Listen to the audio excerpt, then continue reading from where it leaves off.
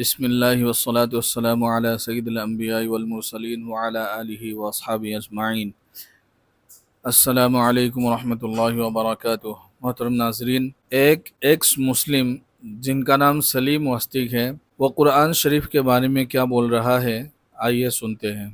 قرآن کو اللہ کی کتاب بتایا گیا تھا، مانتے ہیں آپ؟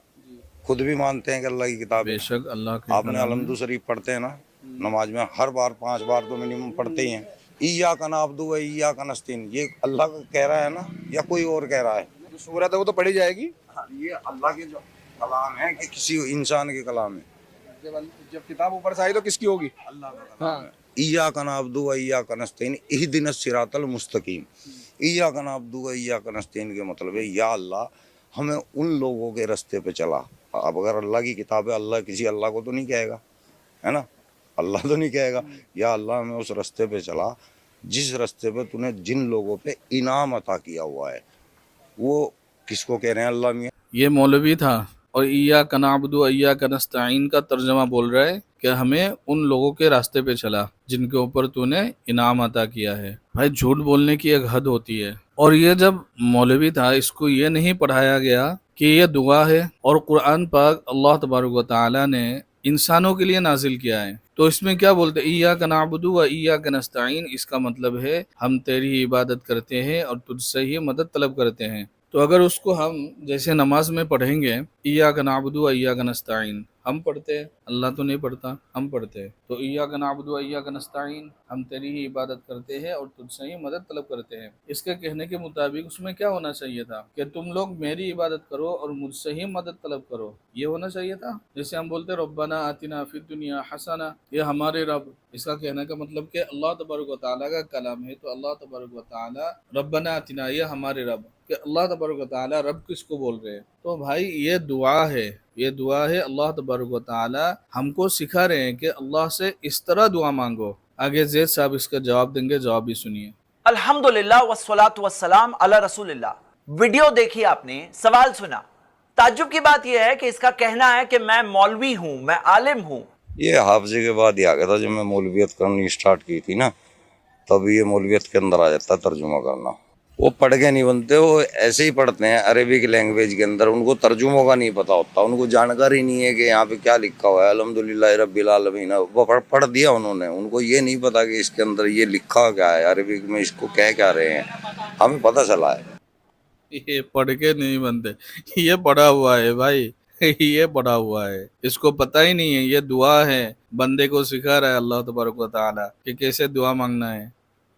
اور جو آیت کا ترجمہ کر رہا ہے ایاک نعبد و ایاک نستعین، جس کا ترجمہ ہے ہم تیری ہی عبادت کرتے ہیں اللہ، تجھی سے مدد طلب کرتے ہیں، جو ترجمہ ایک بچہ بھی بتا دیتا، لیکن یہ دعویٰ کر رہا ہے کہ ایک مولوی تھا اور اس کا کہنا ہے کہ اس کا ترجمہ یہ ہے کہ ہمیں سیدھا راستہ بتا، ان کا راستہ جن پر تو نے انعام کیا، جو آگے کی آیت کا ترجمہ ہے۔ اب آئیے مین سوال پہ آتے ہیں۔ مین سوال اس کا یہ ہے کہ کیا اللہ اپنے آپ سے کہہ رہا ہے کہ ہمیں سیدھا راستہ دکھا؟ کیا اللہ اپنے آپ سے کہہ رہا ہے؟ سمپل سی بات ہے، یہ دعا ہے جو اللہ نے بندوں کو سکھایا۔ قرآن کس کے لیے بھیجا گیا ہے؟ بندوں کے لیے بھیجا گیا ہے۔ اللہ نے بندوں کو بتایا کہ بندے اللہ سے دعا کیسا کریں، اور قرآن کی سورۃ الفاتحہ ایک ایسی جامع دعا، ایک ایسی بیوٹیفل دعا ہے جو پورے قرآن کے پیغام کو ایک طرح سے سمیٹی ہوئی ہے، اور جو بندے پڑھتے ہیں نماز کے اندر ہر رکعت کے اندر تو ایک بہت بڑی یاد دہانی ہے ان کے لیے۔ سورۃ الفاتحہ کے ناموں میں سے ایک نام الدعا ہے، یعنی کہ یہ خود ایک دعا ہے، اور دعا کے آداب میں سے ہوتا ہے کہ اللہ کی تعریف کی جاتی ہے۔ اللہ تعالیٰ نے ہمیں بتایا کہ ہم اس سے دعا کیسا کریں۔ اللہ تعالیٰ کی جب تعریف کی جاتی ہے اس کے بعد اللہ تعالیٰ سے مانگنا سکھایا گیا ہے۔ اللہ کو تعریف کی کوئی ضرورت نہیں ہے، ہم لوگوں کو ضرورت ہے کہ ہمیں احساس ہو کہ اللہ تعالیٰ کے کتنے بڑے احسان ہیں ہم پر۔ دعا میں بھی 2 ٹائپ کی دعائیں ہوتی ہیں، ایک دعا المسئلہ جہاں پہ ایک انسان اپنی ضرورت کو اللہ کے سامنے پیش کرتا ہے، لیکن ایک ہوتی ہے دعا العبادہ، ایک دعا جو عبادت کا حصہ ہے کہ اللہ تعالیٰ نے ہمیں بتایا کہ ہم اس کی عبادت کیسے کریں۔ انسانوں کو نہیں پتا ہے، اللہ نے بندوں کو بتایا کہ ہم بندے اس کی عبادت کیسے کریں۔ اب اگر اللہ کی کتاب ہے، اللہ کسی اللہ کو تو نہیں کہے گا۔ لیکن اس کا سوال یہ ہے کہ ایسا کیوں دیا نہیں گیا ہے کہ تم لوگ یہ دعا کہو؟ ایسا کیوں نہیں دیا گیا ہے؟ مفسرین نے بتایا ہے کہ یہ دعا میں انڈرسٹوڈ ہے قل، کہ کہو تم لوگ الحمدللہ رب العالمین۔ بھائی کچھ چیزیں انڈرسٹوڈ ہوتی ہے کہ نہیں ہوتی ہے؟ کچھ چیزیں انڈرسٹوڈ ہوتی ہے نہیں ہوتی ہے. مثال کے طور پر اگر ہم کسی کو کہیں افطار کیے، یعنی کہ کیا تم نے روزے میں افطار جو کرتے ہیں، روزہ جو ختم کرتے ہیں وہ کیے، تو کیا یہ کہنا ضروری ہے کیا تم نے افطار کیے، کیا تم نے افطار کی کہنا ضروری ہے، یا یہ کافی ہے افطار کیے؟ انڈرسٹوڈ ہوتا ہے کہ نہیں؟ کہ کیا انڈرسٹوڈ ہے؟ کتاب کے اوپر لکھا ہوتا ہے رائٹ یور نیم، تو مطلب کون کتاب لکھے گی، کتاب کے جو آتھر ہے وہ لکھیں گے، یا کتاب کے جو مینوفیکچرر ہے وہ لکھیں گے، یا کوئی پڑھنے والے کو کہا گیا کہ تم اپنا نام لکھو؟ مطلب کچھ چیزیں انڈرسٹوڈ ہوتی ہے نہیں ہوتی ہے. جیسے مثال کے طور پر ایک لیگل فارم ہے، اس میں دیا ہے آئی ڈکلیئر، تو مطلب کیا گورنمنٹ ڈکلیئر کر رہی ہے، یا گورنمنٹ چاہتی ہے کہ وہ فارم بھرنے والا جو ہے نا وہ کہے آئی ڈکلیئر، یعنی کہ اب وہ سب لکھ کے دینا پڑے گا کہ جو بھی فارم بھرنے والا ہے اسے آئی ڈکلیئر لکھنا ہوگا. یا باس آپ سے کہے کہ بی دیر ایٹ 9، تو بولے کون؟ ارے آپ سے بات ہو رہی تو آپ کی بات ہے نا، بی دیر ایٹ 9. تو برین تو انسان کا سمجھتا ہے یہ ساری باتیں. جیسے جی پی ایس سے جاتے ہیں تو ایسے لوگوں کے لیے تو جی پی ایس بھی ایسا ہونا چاہیے کہ آپ تمہارا لیگ اٹھاؤ، اس کو اٹھا کر کے اپنے ایکسیلیٹر پہ رکھو اور پھر گاڑی کو آگے بڑھاؤ. کچھ چیزیں انڈرسٹوڈ ہوتی ہے لائف میں کہ نہیں ہوتی ہے؟ تو کیا ان کو بالکل ڈکشنری چاہیے؟ اگر کوئی کہے گو ہوم یعنی گھر جاؤ، تو اس کے اندر ڈکشنری چاہیے کہ تم گھر جاؤ، آپ گھر جاؤ، یعنی کہ آپ انڈرسٹوڈ نہیں سمجھیں گے. گو ہوم یعنی کون گو ہوم، کون گو ہوم؟ ارے انڈرسٹوڈ ہے یو گو ہوم.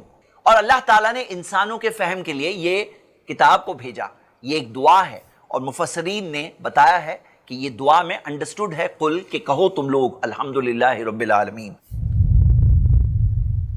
اللہ کے رسول صلی اللہ علیہ وسلم نے واضح طور پہ بتا دیا کہ یہ ایک دعا ہے جو بندہ کہتا ہے، اور ہر ایک لائن کا جواب اللہ تعالیٰ نماز میں جب بندہ کہتا ہے، ہر ایک لائن کا اللہ تعالیٰ اسے جواب دیتا ہے.